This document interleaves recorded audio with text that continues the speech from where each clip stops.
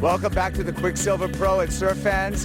I hope you're entertained because it was action-packed. Last heat of the day, Jordy Smith taking the win on top of a perfect 10 scored by Zeke Lau. Jordy, that's earning your advancement to the next round.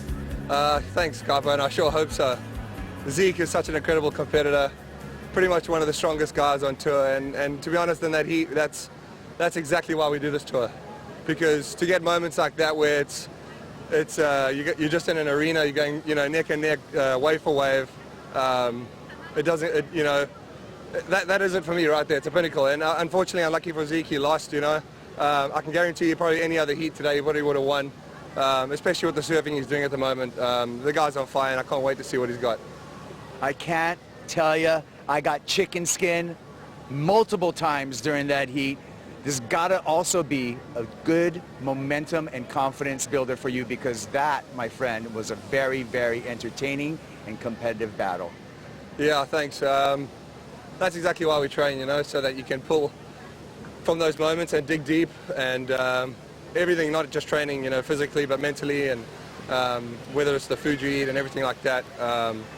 Gosh, yeah, I absolutely want to gain momentum from now. I've been struggling a little bit just with the conditions and with my equipment, but that just turned it right around for me. I really hope that the swell hangs around and I can just get on the tail and start swiveling.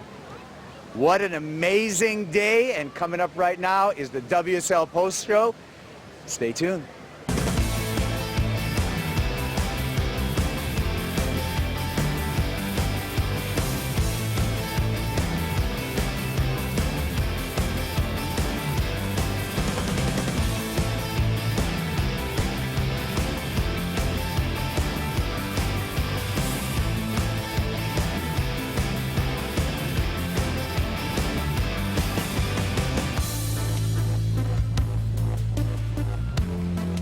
Welcome to the WSL Post Show on a Friday evening that we will never forget, coming off one of the best heats we've seen in a long time at Snapper Rocks, seeing a 10 from a rookie named Zeke Lau. And Jordy Smith had enough fight in him, had the patience to perform on a final wave to rip the heat off the rookie and move on into round 4 action. We've been able to fit in our goal today to fit in a lot of heats, finishing with round 3, heat number 7. And now it's time to rewind the tape on the Post Show. Joe Chappelle with former world champ Martin Potter, pipe legend Strider Wasilewski. We don't even know where to begin with what's happened today. First of all, the wave quality is something we haven't seen in a long time at Snapper Rocks. We've been dying for these kind of conditions, and we're still buzzing, enjoying all the action. And there's rumors, Spots, that it's going to get better tomorrow. Well, I don't know what I'm going to do. I mean, I was on the edge of my seat the entire day, Joe. 10-point ride from Italo Ferreira just to kick things off. The highlight reel from the women today was absolutely phenomenal. And then to finish off the day like we did with just some incredible surfing. And it's going to get better, apparently. So, I'm going to go to bed. I'm going to get a good night's sleep because we're going to need it tomorrow. Strider, it seems like you have these dream matchups on paper more often than not, and you're hoping that the waves come to the table. So we got to live all those moments on why the women and the men qualify for the Dream Tour. Yeah, you know what? Just the sheer perfection and quality and consistency of surf today. We got to see people go to battle, right? And the talent and the level all rose, and we got to see everybody and where they were at. That heat with John and Mikey Wright, are you kidding me? Mikey, last second heroics, he would have made the wave, could have had the score. I mean, there were so many things that just played in, and watching everybody go at it.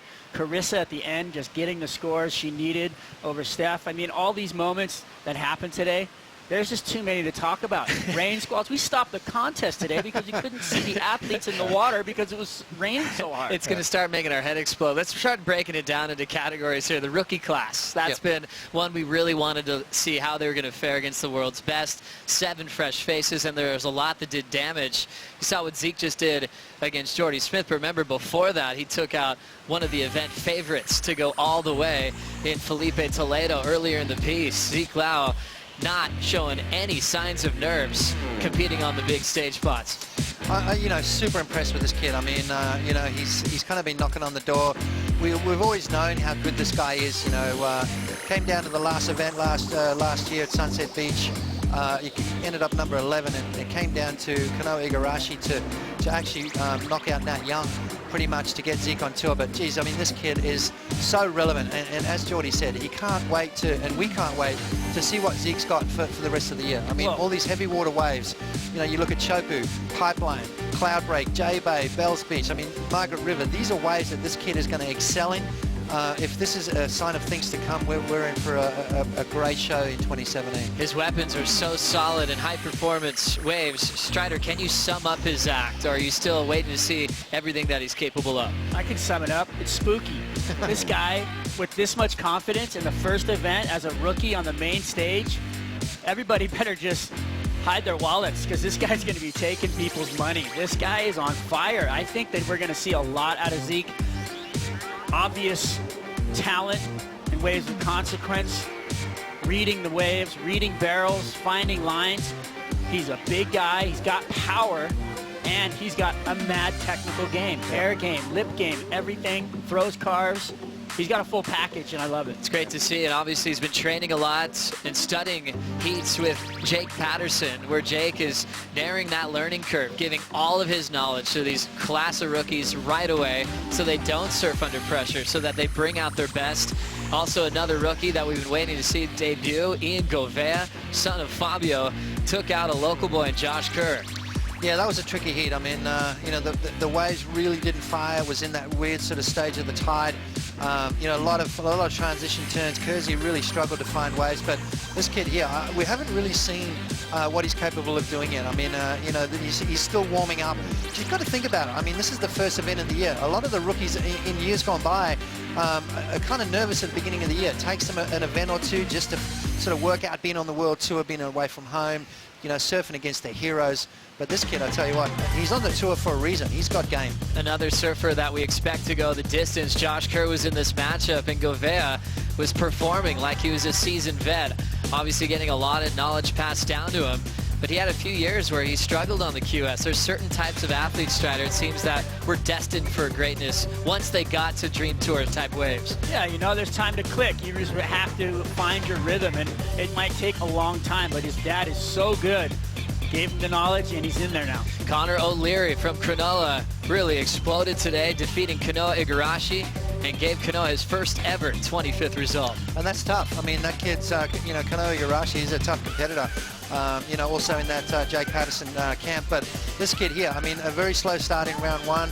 We're kind of worried about, you know, how he's going to go. I mean, he just put all the questions to bed in this heat, surfed incredibly well, just showed flashes of brilliance through this heat. I mean, obviously you can see the wind came on shore a little bit. It was quite tricky conditions, but this kid's going to be tough to beat throughout the year. Seeing that big whip representing Cronulla, he picked up a big win on the QS 10,000 in Bolito. That was really important for him to qualify. And we got to know this guy. He's a bit of a dark horse in the global eye. Not anymore after taking out Kanoa Igarashi. He had a lot of fan support down here on the beach. And let's see if he can go the distance. These guys leading the rookie class at the moment. Not showing any nerves out of the gates. And anytime Goofy Foots are putting on performance on like this, Strider gets so stoked to see him in action. I was about to say that. Strider's a bit excited right now. I am. Well, you know, I love to see that there's talent on that side of the fence, right? I just love the Goofy Footers. I'm into it. I want to see these guys perform. I can't wait for them to come around the corner to the left-handers like Chopu and Fiji and mix it up a little bit. And I just, you know, I'm excited for the year.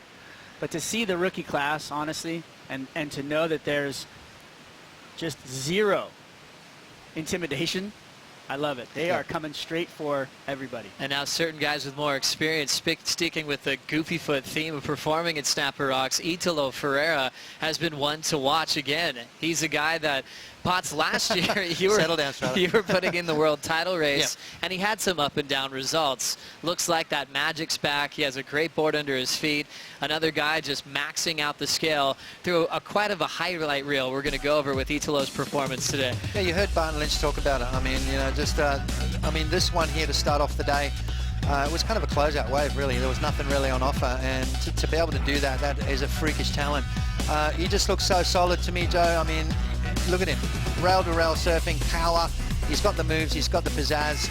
He's got the head on the shoulders, too. You know, he doesn't rattle very easily. He doesn't make very many mistakes. He's one of those guys that he's in that Medina John fold where he can do this kind of stuff. I mean, you literally, to beat him, you can't let him catch a wave. You know, somehow you got to stop him from catching a wave. Look at that. I mean, that is ridiculous. 10-point ride for Italo Ferreira, the first for the men here at the Quiksilver Pro. Strider liked it. There you are, bud. Yeah, that was, I mean, come on, that was just incredible performance. But then he turned around and went to tactician, up into the lip. Repetitive, straight up vertical surfing with power and linkage, one after the other, finding inside barrels. This kid is on fire. I love that he's on my fantasy team. I'm telling you right now, this guy is just killing it. And look at this little tube style, just loving life, just fit in that little almond. Perfect. Yep. He has that hot streak that took him to the final in Portugal a couple of years ago, where he has that unpredictable nature, like the 10. That's a Hail Mary kind of air, but he can stomp it when he has this kind of confidence. And his backside surfing looks different. He looks spontaneous, doesn't look like he has a formula. He's just absolutely ripping. Remember the rodeo last year at Pipe as well, at backdoor? I mean, that flip thing that he did, I mean, he's got those moves. But not only that, though, he's got that really solid base. He's good in big waves, and he's proved, you know, if there was any question, where's his weaknesses? You know, he's like the Medinas, like I said. He's like a John, where there really isn't any weaknesses. Another big part of the story, why this year is so incredible. Italo Ferreira really putting up some fireworks from his barrel act above the lip, showing it's possible to get 10 points even on a long point break. In the mix of the Quiksilver Pro, we got the Roxy Pro back underway with a round 3 that is so memorable. For Coco, she's been on tour for a long time. She's calling this the best condition she's had in her career, surfing at Snapper Rocks, and we couldn't just pick one round 3 heat. We've got to watch all of them because they all had 8s and 9s. Great back and forth battles. And Coco almost won that first one to go straight to the quarters, and it was a last-ditch effort from Johanne Defay to go into the final series. This one was fun to watch. Tatiana Weston Webb also mixing it up here was. Yeah, you know what? I really feel like Johanne has just turned a corner. She really has pushed harder. She's got tighter turns in the pocket. And Coco, I was really impressed. You know, she was throwing it up into the lip, really feeling the flow. The lip line float she does is, you know, really a move of consequence right there, falling out of the sky. So it was great to watch her come up with a huge score, doing what she loves to do out here at Snapper. I mean, it must be one of those feelings that you're happy to compete, you love your job, and then you get this kind of surf. Really impressive to see this heat go down. We're talking 8s and 9s. Every surfer in this matchup had at least a 15-point combined total. And it was Defay's last effort, which got her the win to move on. How did you critique the world champ, Tyler Wright, today, Potts? Oh, there was no critique at all. It was all just, you know, just cherry on the top, really. I mean, she's just having fun, you know. She had a little bit of a hiccup in round 1, went into round 2, absolutely dominated that round 2 heat, and then has just now found some groove. I mean, the thing that I'm really happy about today with this round is that there was no losers, because none of the ladies today deserved to lose. They all surfed incredibly well. Conditions just were absolute fantastic, and for me, it just showcased why the WSL has put so much investment into women's surfing, and today showed why. It was interesting, Strider, listening to Tyler's post-heat interview, because she wasn't celebrating the conditions. She was actually, I felt, a little hard on herself. She said her 7s were okay, but how perfect the waves were, she expected more out of herself. Well, you know, watching the tape, I feel like she's got more. You know, there was a little off-time turns there. There was some, she's going straight up into the lip where she could have actually projected through her turn a little bit better. So, yeah, she's going to get back to the drawing board. Also continuing with amazing action, Sally Fitzgibbons found a beautiful flow and rhythm. You kind of felt like the favorites in this one, just by numbers and stats. You go Sally, Courtney, runner-up in the world in the past, and it was Keely Andrews' day to shine, Potts. Yeah, it was. You know, Keely's these kind of waves are right up Keely's alley. You know, hailing from the Sunshine Coast, she's spent time out here. She's familiar with the water temperature, the nice longs, you know, right-hand beach breaks. And she said, you know, her forte is speed. You know, once she finds that speed, that right-hand hook, that front-side hook just comes to play. She showed a little bit of it at Maui last year to finish off the year. She's come into this year with no pressure and a lot of confidence. And I'll tell you what, she's going to be one to watch. She's definitely a dark horse. to win this event. Well, just before the heat started, Wastradamus called this one. What did you say, Waz? I said I think that Keely's going to surprise everybody, and then we're going to see Keely take this thing down. But, obviously her opponents are in the best shape of their lives, but, I had a good feeling about her. Is that on record? Can we find that on the Heat Analyzer? Yes, you can, my friend. I was live on the beach. I made the call. Wastradamus. Keely Andrew, so impressive to see her go straight to the quarters. Her best result in the making here at the season opener at the Roxy Pro. But then we had the super heat to look forward to. Kind of like on the men's side, and we saw Fan and Kelly, Flores matched up. We get to see Carissa Moore, Stephanie Gilmore this early. Those are supposed to be finals, and they're going to mix it up early as round 3. And then you add in the goofy foot rookie, Bronte McCauley. This is one of our favorite heats we've seen from those two surfers. Yeah, absolutely. I mean, it was, basically 2 world champions going head-to-head, and then you throw Bronte McCauley in there. It took her a while to work things out. I mean, it was, Steph and Carissa just basically dominated the lineup through most of this heat.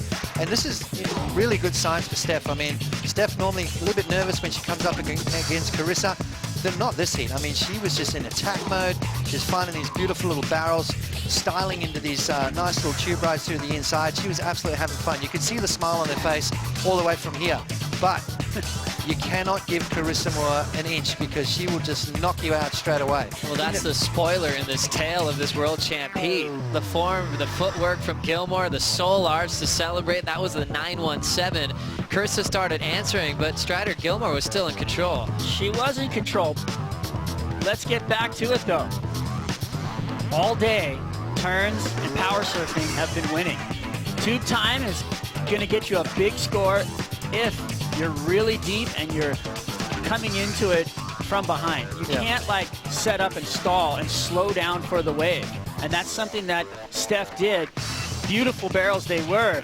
I think that, the reality of what's going down here is that you really do need to have a down-the-line flow with speed and power, and that's something that Carissa, I think, obviously got the nod on. Yeah, I mean, Steph had the best wave of the heat. She comboed it up. I mean, there was speed, power, and radical turns on that wave, as well as a couple of barrels, but then she kind of left the door open at the end for Carissa, and as Carissa always does, comes through with the goods. I thought the barrels were fine from Gilmore. 917, getting barreled, 737. The big difference, giving Carissa a chance with 10 seconds on the clock. She could have closed this thing out. That was the game changer there for Moore. Into the 8-point range and turned the heat on the buzzer. Yep. Gilmore was in disbelief. I wanted to see Bronte's wave right at the end too. I mean, Bronte dropped a 7.73, got herself out of that combo situation. Positive signs for Bronte moving forward. I mean, she had a great result last year, took down Sally, gave Sally her first, second round loss in her career. So watch out for Bronte McCauley. She's got Dave in the corner. It's in the blood. She's a machine. Watch out for her too. She was surfing really just straight up through the lip on one that really impressed me. So, and really after watching the tape, I feel like Steph won that heat. Wow. Yep. Interesting. Going back there. So Sorry. going back. I had to throw a rewind. We'll have to watch that one again. Close decision. Carissa Moore getting that last one, goes to the quarters. Gilmore still alive, fighting in round 4. Sticking to that local kind of story, Gilmore has that beautiful read, picking off really solid barrels to get her big scores, just like Joel Parkinson seems to have a knack for. This year he's told us that he's going all out. That's been one of my favorite statements out of the top 34, because it felt like he almost was trying to find his feet post-world title year to see where his dedication was to compete. Well, the fire's back, and it's been shown in his numbers so far in the event pots. Yeah, absolutely. I mean, when the waves are like this, your juices start flowing, you start getting back into the game. Joel, there was moments there where you thought, well, hang on a sec, he's gonna hang it up. But then moments like this just get the blood flowing again, get those competitive juices flowing, and Joel's not going anywhere. He's going to be around for a few more years. Miguel Pupo very uncharacteristically made a bunch of mistakes, but Joel was going to win this heat no matter what. This was the heat that went on hold because that crazy rain squall came down. Parko had the momentum at the very beginning of the heat, jumped back out there and got his high 9. Beautiful flow and rhythm. You were in the water for this one, Waz, and you got a great first-hand perspective of his performance. It was like poetry in motion, my friend. It was one of those pleasures to see somebody of that much knowledge on a wave really putting it all to use, right? Utilizing everything that he's got in his bag, his feeling, his flow, everything he knew how to do here on the Superbank, and it just came to fruition all the way through to the last wave. I mean, this guy got a wave all the way down to Coolangatta, the beach. I mean, past Greenmount. I mean, he cleared the whole entire point. Yep. He took off at the top. It's you know, the rocks there and made it all. You know how long that wave is? Past into Greenmount section. Past He Greenmount. disappeared. Our camera was on the bushes at that point. I was watching We the couldn't whole find thing. him. And you know what? Joel has been on fire, and he is super fired up. Not only is he fired up, but he's firing up his friends for world titles. I mean, that's a lot of fire. He's gonna burn down the building, baby. Yeah. He's ready. Well, I tell you what, he's got Mick fired up to go. And Mick said, you know, if it wasn't for Joel pushing and prodding, you know, he would have second guessed and maybe thought, you know, I'm not sure if I want to come back. I've had so much fun in the off season, traveling the world, experiencing new things, finding perfect waves. And Joel said, no, mate, you're coming with me. Come on, let's go and give this thing another shake. What a special performance from Joel Parkinson, representing the whole court and backing his call for another big world title run this season. Speaking of world titles, our world champ had a pressure situation this afternoon against a wild card named Mikey Wright. Strider, we saw Mikey last year, but this time we got to see him in better conditions on how he's going to handle the #1 seed in the world. And he had all the Australians on their feet, especially taking off deep behind the rock on that first one. Yeah, well, I mean, the first wave, to start out a heat against the world champ coming off of that, you couldn't have asked for a better way to start this thing out. Mikey goes out, he's got the entire crowd behind him. He's got the world champ up against him, and the champ comes out, big, huge gouges, beautiful surfing. I mean, this is the type of world champion surfing you'd expect to see from John Florence. On the other side, Mikey comes out swinging for the fences right off the bat, and that is going to either rattle John or it's not. And you know what? John just stayed composed, and I like the way that he sat through it. And it all wound down to that last wave of Mikey. Is John going to fall off under that pressure cooker situation? I don't think so. It was interesting seeing Mikey just so comfortable in this situation. That was the down carve that we're going to watch for a while. But I was impressed with his wild card performance spots because he wasn't going in, oh, I'm a wild card, whatever, let's just see what happens. You could tell he had the intent to win this contest. Oh, absolutely right. I mean, and in the post-heat interview, he's made it quite clear that he's going to go full-time on the QS. He wants to qualify. He said if he doesn't do it this year, he's going to keep going until he does. He wants to be part of this right dynasty, but, I think the downfall for Mikey in this heat was after that first exchange. It was about 10 or 12 minutes where nothing happened, and it gave Mikey a bit of time, maybe too much time to think about it. I think if it had been rapid fire, if there had been a lot of waves coming through, I think we would have seen a really good battle. What an outcome. A crazy finish to that one. Mikey Wright has been such a worthy wild card, and I love his dedication to the QS. He wants to qualify for the top 34 next season. As we check out these heat results by the numbers, still the highest scoring wave going to the wild card, an 8.5. John forced to come back, a 7.9, 7.57. And when he came in to talk it over, he had a big look of concern on his face. Then it turned into a great feeling. Strider talking about how wins like that can sometimes be a turning point to really get on a roll early on in the season. You saying that John's not on a roll already?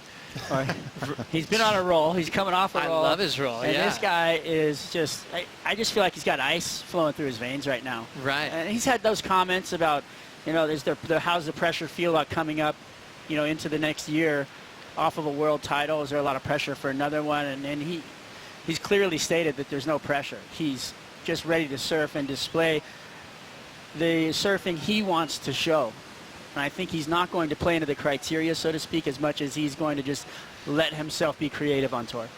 Great to see. Last year's Australian leg was kind of tampered by Kiowa Belly for the next couple of strikes. So we'll see if John can get a better start on that season, backing up his world title. Potts, your theory on conditions coming into tomorrow. Everyone's talking about how it could get better, how the sand's even getting better. Every time I bring it up in the booth, you're like, don't breathe on it, don't touch it, because I don't want anything to change. Yeah. But it's looking like it could be a pretty special weekend. You know what, Joe? Let's just wake up tomorrow and check it. I'm tired of everyone predicting this stuff, and Mother Nature, like Barton was saying, she's the one that rolls the dice, and whatever happens tomorrow happens. So we've had an unbelievable day of surfing. Let's all just leave it at that, and I come back tomorrow and check it out. One of the matchups that just happened because of the draw, because of the seating. We're seeing Mick Fanning, Owen Wright. It could be locking heads in some classic conditions. Both good friends, both been by each other's side through up and down moments in the past. And now it could be goofy versus regular, two of the top favorite Australians at Snapper Rock, Strider. I can't wait. I think it's just going to be gangbusters all the way out. The feeling you get from the two guys coming back in, ready to do battle. Owen is obviously back. He's ready, and he looks like he's just going to get better and better and stronger.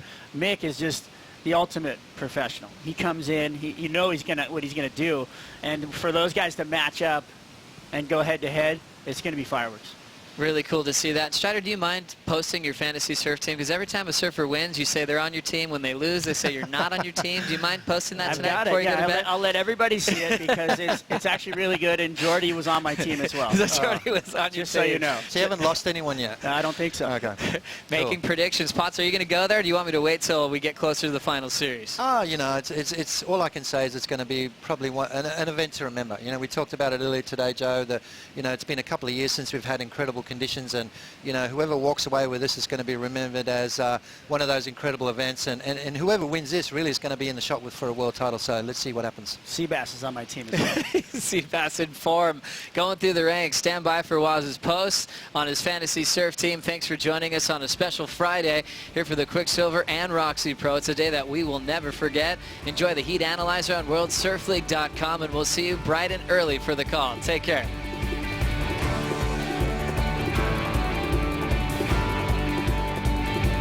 This copyrighted event broadcast is produced by the World Surf League for broadcast around the world and may not be retransmitted, reproduced, rebroadcast, or otherwise distributed or used in any form without the written consent of the World Surf League.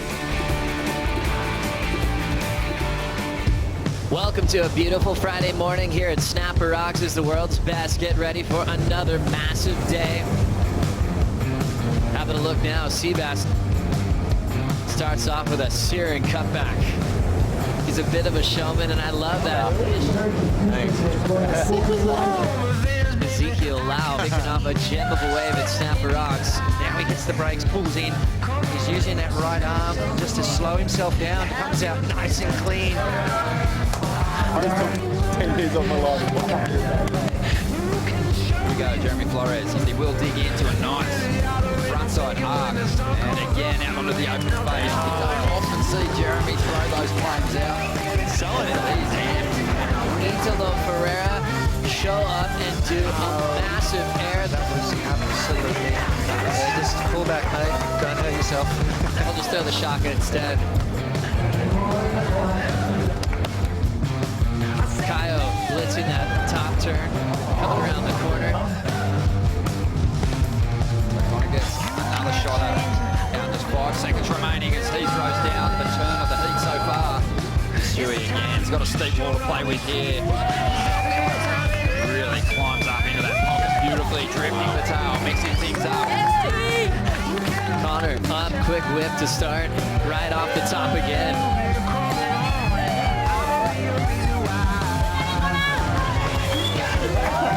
We're going to now get into the third round of the Roxy Pro with a good looking wall in front of her. The first turn was solid, second turn a committed hack. Tyler gets an opportunity now. This wave standing up nicely. Tyler delivering some pretty powerful turns. Keely Andrew threw a couple of solid turns off the lip. The Hawaiian goes down a big carve, slams on the brakes, pulls in nice and deep, comes flying out. Tail slide on the open face.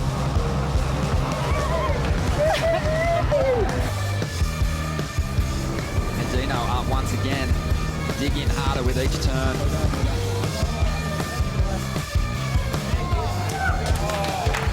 Adriano still out in front. Now they're all watching Wilco set up the backhand again. Really aggressive maneuvers.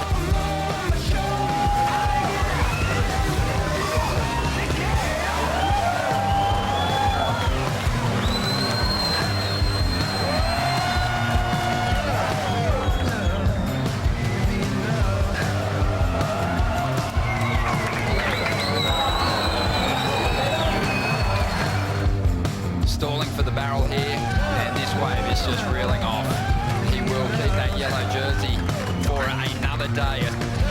Zeke Lau pulling in straight on the takeoff, standing straight up, and now he's trying to drive for the exit. The Hawaii